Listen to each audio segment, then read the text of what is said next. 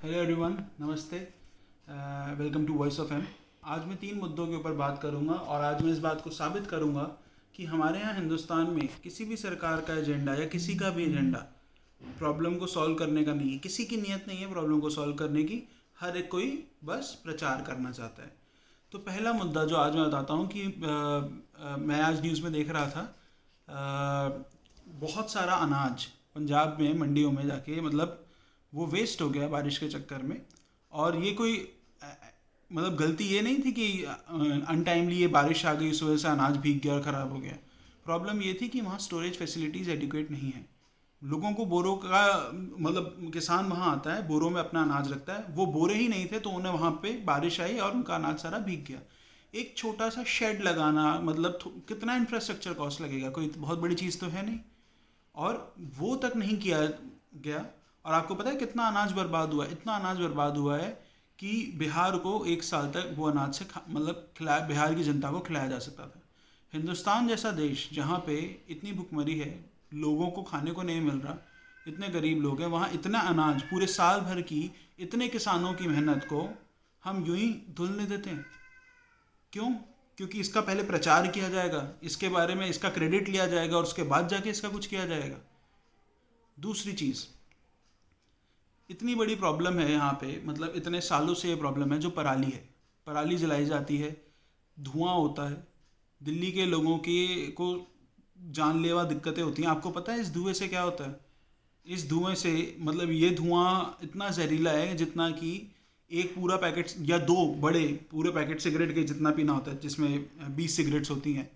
तो अगर 40 सिगरेट पीने के बराबर ये जो धुआं आप ले रहे हैं, आपको पता है इससे आपके जीवन के 15 साल कम हो जाते हैं। पूरा का पूरा शहर, छोटे छोटे बच्चे, उनको ये जहरीला धुआं जो है उसमें सांस लेनी पड़ रही है। लोग एक्सरसाइज नहीं कर सकते, लोग अपने शरीर का ध्यान नहीं रख सकते। मेंटल टेंशन इतनी ज़्यादा बढ़ती जाती है। फिर उसके बाद ये धुआं जो आंखें जलाता है, और इस धुएं की समस्या को इतने सालों से सॉल्व नहीं किया जा सकता है।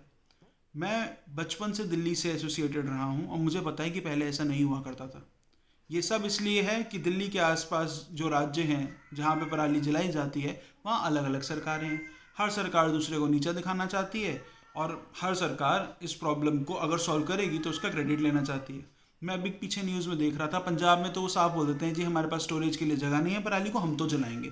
इनका बाप का राज चल रहा है जो ये जलाएंगे हैं। प्रदूषण फैलाना एक जुर्म है और सब मतलब सेंट्रल गवर्नमेंट कर क्या रही है? स्टेट गवर्नमेंट में इतनी हिम्मत कहाँ से आ गई कि लोग वहाँ पे पराली जला रहे हैं और स्टेट गवर्नमेंट का जो वहाँ पे है उनको शय मिल रखी है। वो मतलब इस तरह से टीवी पे लोग मतलब किसान इंटरव्यू दे रहे हैं, हम तो जलाएंगे, जो करना है कर लो। दूसरी चीज़, जो हमारा हरियाणा के अंदर हिसाब किताब है, हरियाणा में तो खैर मैं बोलना ही नहीं चाहूँगा, 5 साल में एक बार आके शक्ल दिखा देते हैं, आगे कुछ होता तो है नहीं। दिल्ली में उन्होंने इतना प्रचार किया, टीवी के ऊपर प्रचार जो इतना ये करते हैं, 1 मिनट का ऐड चलाने के लिए भी पूरे दिन भर अगर एक ऐड चलाना हो करोड़ों का खर्च आता है। मुझे ये बात पता है क्योंकि मुझे इस इंडस्ट्री के बारे में नॉलेज है। इतने करोड़ों का ऐड इन्होंने कर दिया। ये क्लेम करते हैं कि इन्होंने पूसा के साथ मिलकर एक टेक्नोलॉजी बना ली है जो पराली को खेत में गला देगी और उससे जो है मतलब एक कंपोस्ट बनेगा और खाद भी बन जाएगी, मतलब उसी पराली की, ना उसको जलाने की ज़रूरत पड़ेगी। इन्होंने सारा खर्चा उठा लिया और मतलब इतना प्रचार किया जा रहा है जिसमें ये क्लेम कर रहे हैं कि इन्होंने पूरा खर्चा उठाया और पराली को जलाने की ज़रूरत ही नहीं पड़ी। अगर इतनी ज़रूरत नहीं पड़ी तो धुआं कहाँ से आ रहा है? इतना क्यों बना रहे हो? क्या हमारे माथे पे लिखा हुआ है?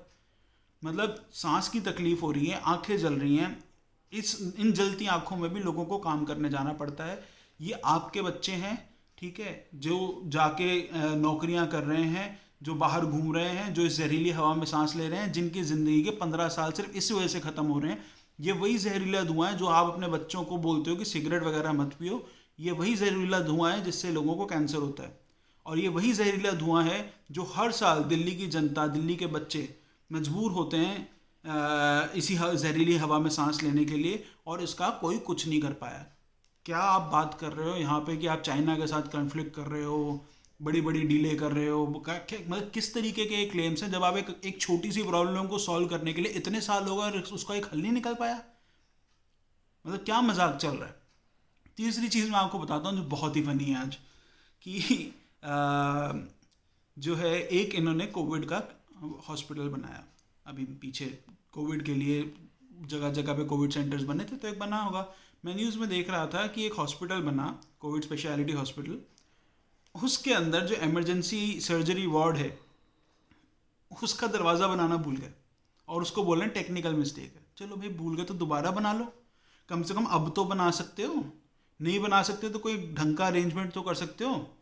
मतलब आप ये समझो, एक कमरा है, चारों तरफ से बंद है, उसमें एक खिड़की है खाली, ठीक है, बाहर की तरफ से खिड़की आती है। इन्होंने खिड़की में सीढ़ी लगा दी कि उस सीढ़ी से मतलब बंदा, पेशेंट जो है वो पहले जो है वो लोहे की सीढ़ी को मतलब हाथ से चढ़ चढ़ा के अंदर जाए, और उसके बाद वो सर्जरी वार्ड है। मशीनें कहाँ से लेकर जाओगे उसके अंदर? छोटी सी 2x2 की खिड़की है वहाँ पे, उसके अंदर से ये लोग, और मतलब प्रॉब्लम हो गई, लोगों ने अपना पैसा खा लिया, सब हो गया, लेकिन अब उस प्रॉब्लम को कोई सॉल्व नहीं करेगा। क्यों? पहले इसके लिए क्रेडिट लेना है, हर एक को सिर्फ प्रचार करना है, टीवी पे चीज़ें दिखानी है। तो मैं तो देख के हैरान हूँ। अच्छा, दिल्ली में एक आपने बहुत देखा होगा आजकल, मैं बहुत ही ऑफ द टॉपिक जा रहा हूँ मैं, दिल्ली के अंदर आजकल लोग पानी स्प्रिंकल करने की मशीनें होती हैं, मतलब टैंकर जा रहे होते हैं, पानी को स्प्रिंकल करते हैं। मैं आपको बताता हूँ फरीदाबाद में क्या होता है। मैं सुबह सुबह कई बार साइकिल चलाने जाता हूँ, मैंने देखा है जो टैंकर होते हैं उसके पीछे बोतल लगा देते हैं और उस बोतल में छेद कर देते हैं और उससे पानी स्प्रिंकल हो रहा है। मतलब मजाक चल रहा है क्या यहाँ पे? क्या करें हम, मतलब मर जाएं सिगरेट शराब पी पाए के, कि आपके धुएं से तो वैसे ही मर रहे हैं? क्या करें फिर बताइए?